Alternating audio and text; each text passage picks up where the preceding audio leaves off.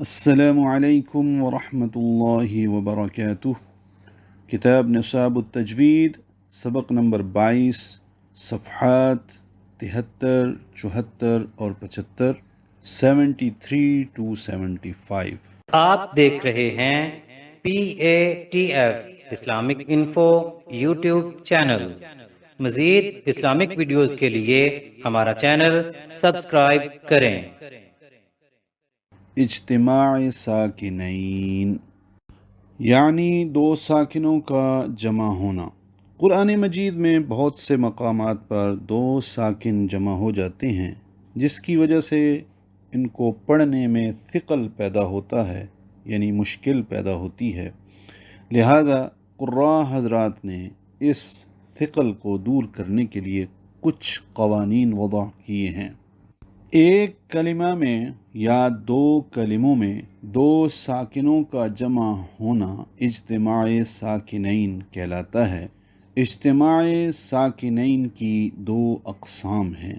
Number 1، اجتماع ساکنین علی حدہ۔ Number 2، اجتماع ساکنین علی غیر حدہ۔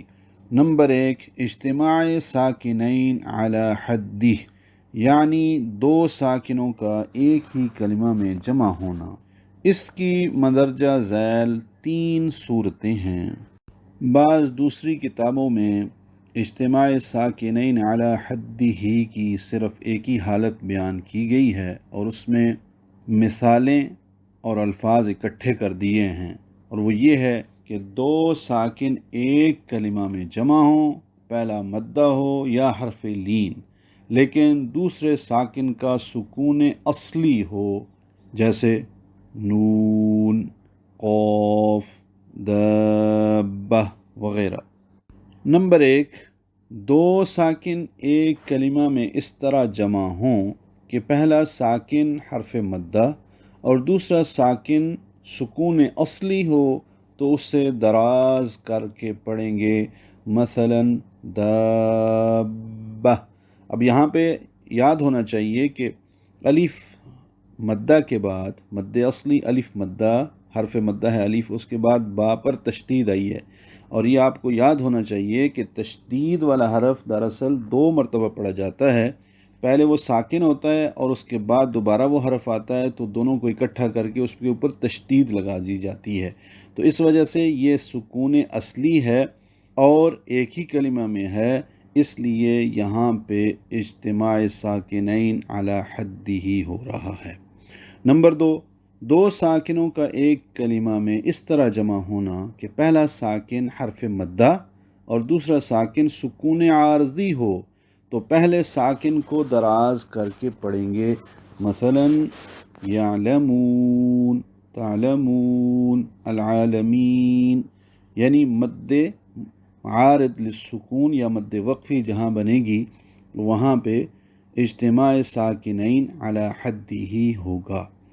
نمبر 3، دو ساکنوں کا ایک کلمہ میں اس طرح جمع ہونا کہ پہلا ساکن غیر مدہ اور دوسرا ساکن عارضی ہو، تو دونوں ساکنوں کو بغیر کھینچے باقی رکھ کر پڑھیں گے، مثلا القدر والعصر وغیرہ، اور یہاں پہ یہ ضرور یاد رکھیے کہ یہ صرف وقف میں ہوتا ہے۔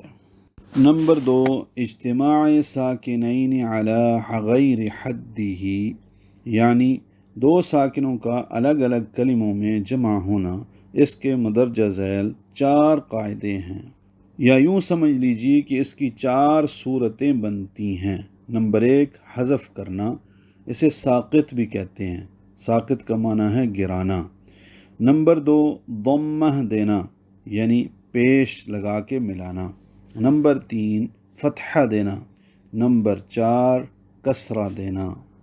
نمبر 1، حذف کرنا، جب دو ساکن دو کلموں میں اس طرح جمع ہوں کہ پہلا ساکن حرف مدہ ہو اور دوسرے ساکن پر سکون اصلی ہو، تو پہلے ساکن حرف مدہ کو گرا کر اس کی حرکت کے موافق اگلے حرف سے ملا کر پڑھنا، مثلا وَأَقِیمُوا، یہ مو واو مدہ ہے لیکن الوزن کا حمزہ وصلی ہے، میم کو لام سے ملائیں گے، میم پر پیش لگائیں گے، کیونکہ مو واو مدہ ہے تو وہ مد اصلی رہے گی، اس کی پیش کو لام سے ملا دیا جائے گا، اب بیچ میں واو الف نہیں پڑا جائے گا تو وَأَقِیمُ الْوَزْنَ بن جائے گا۔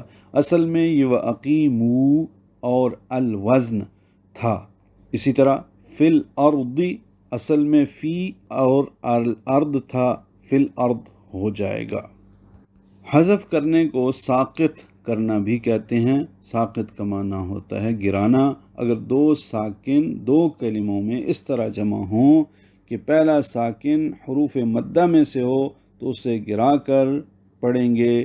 اس کی اور مثال وَقَالُوا الْحَمْدُ وَقَالُوا الْحَمْدُ مَا فِي الصُّدُورِ مَا فِي الصُّدُورِ۔ نمبر 2، ضمہ دینا۔ جب دو ساکن دو کلموں میں اس طرح جمع ہوں کہ پہلا ساکن جمع کی میم ہم، کم، تم یا ہم ہو، یا واو لین جمع ہو اور دوسرا سکون اصلی ہو تو پہلے ساکن کو ضمہ دے کر یعنی پیش دے کر اگلے ساکن حرف سے ملا کر پڑھیں گے۔ مثلا علیکم القتال کو علیکم القتال، مثلا علیکم القتال اصل میں علیکم القتال تھا۔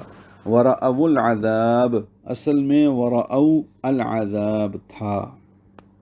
پھر سمجھ لیجئے کہ دو الفاظ کو جوڑنے کے لیے جہاں پیش لگائی جاتی ہے تو وہ قاعدہ یوں بنتا ہے کہ جب دو ساکن دو کلموں میں اس طرح جمع ہوں کہ پہلا ساکن میم جمع یا واولین جمع کا ہو تو پہلے ساکن کو ضمہ دے کر پڑھیں گے، جیسے علیہم الذلۃ کو علیہم الذلہ، وانتم الاعلون وانتم الاعلون، فلا تخشوا الناس کو فلا تخشوا الناس۔ نمبر 3، فتحہ دینا۔ جب دو ساکن کلمے میں اس طرح جمع ہوں کہ پہلا ساکن نون حرف جار من کا ہو، یاد رہے کہ پورے قرآن کریم میں حرف جار من تقریباً 3000 مرتبہ ہے، یا حروف مقطعات میں سے میم ہو اور دوسرے ساکن پر سکون اصلی ہو تو پہلے ساکن کو فتحہ دے کر اگلے حرف سے ملا کر پڑھیں گے۔ مثلا الف لام میم اللہ، اب میم کی زبر کی وجہ سے لام اس میں جلالہ بھی پر پڑا جائے گا۔ من اللہ اصل میں من اور لفظ اللہ ہے، ملا دیں گے من اللہ، نون پر زبر آئے گی۔ اسی طرح من العلم من الناس، آپ یقیناً پڑھیں گے پورے قرآن کریم میں جہاں بھی من ہوگا نون پر زبر آئے گی۔ نمبر 4، کسرہ دینا۔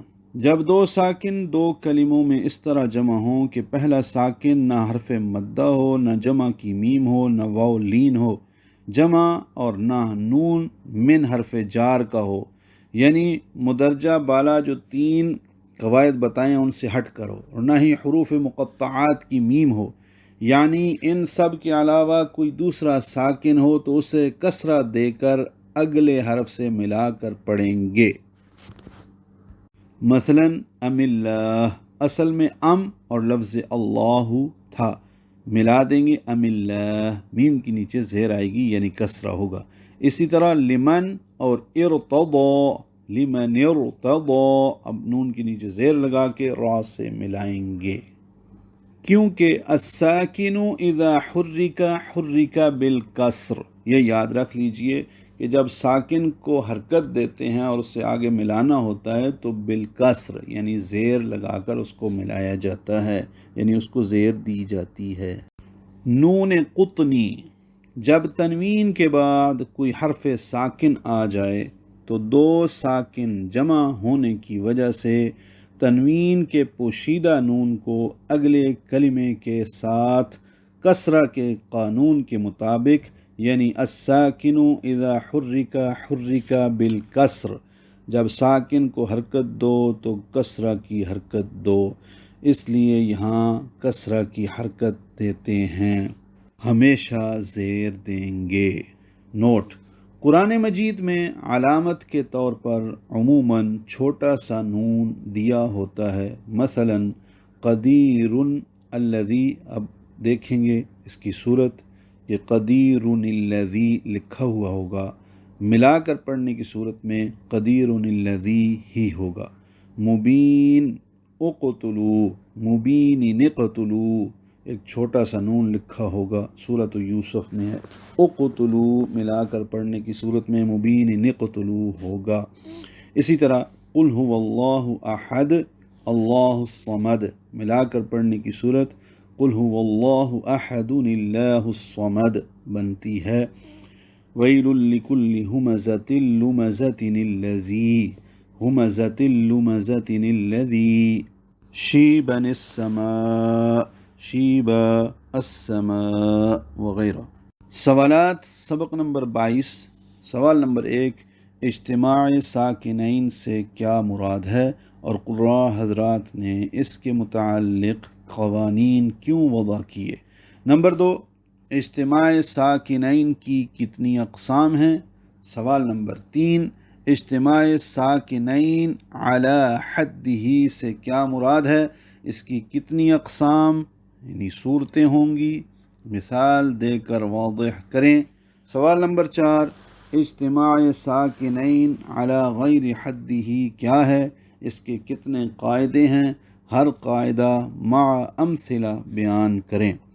والسلام علیکم ورحمۃ اللہ تعالی وبرکاتہ۔